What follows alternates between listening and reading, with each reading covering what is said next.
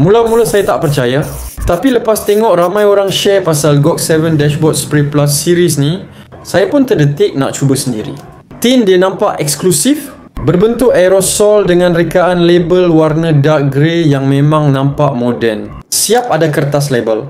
Kecil di penutup tin menunjukkan variasi, warna dan jenis permukaan yang sesuai untuk dashboard, bakul motor dan plastik. Saya bilik dulu keseluruhan tin ni, terasa solid. Nozzle spray dia pun nampak kemas. Dalam hati saya cakap, okey, kali ni kita tengok sama ada hasil dia benar apa yang dikata. Jadi saya goncang dulu tin tu.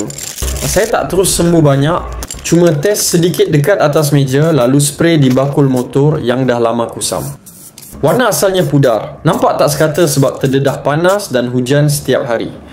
Sekali spray, saya nampak warnanya keluar smooth tapi ada sedikit bercapuk di permukaan. Saya berhenti sekejap, tengok balik dari sudut lain.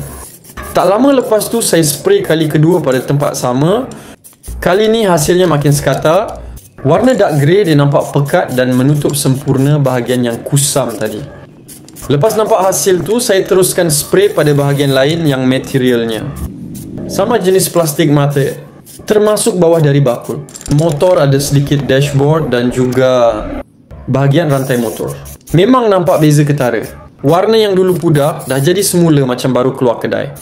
Dalam masa beberapa minit je, warna tu dah mula kering sentuh, tak melekit, tak berbau kuat macam cat biasa sebab dia bebas toluena dan xylene.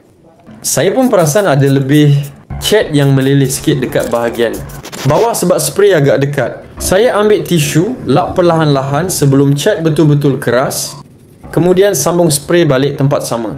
Kali ni saya spray dari jarak sedikit jauh, semburan nampak lebih halus dan sekata. Memang kena gaya. Bahagian tu terus nampak glossy sikit tapi bukan jenis berkilat keterlaluan, cukup untuk nampak bersih dan rapi. Bila saya tengok keseluruhan hasilnya, saya tak sangka semudah ni nak bagi motor nampak fresh tanpa habiskan duit dekat bengkel atau beli dashboard baru. Baki spray dalam tin masih banyak, jadi saya guna sikit untuk kerusi garaj yang materialnya sama jenis plastik lembut ala dashboard. Warna dark grey tu memang ngam, serasi betul dengan tuna motor.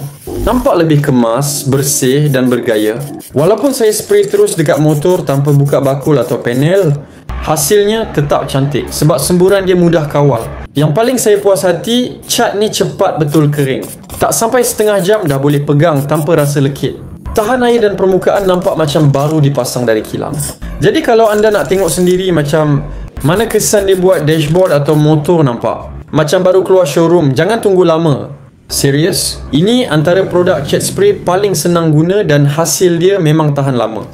Dapatkannya di beg orange sekarang sebelum stok habis dan rasai sendiri kepuasan bila tengok dashboard anda kembali hidup.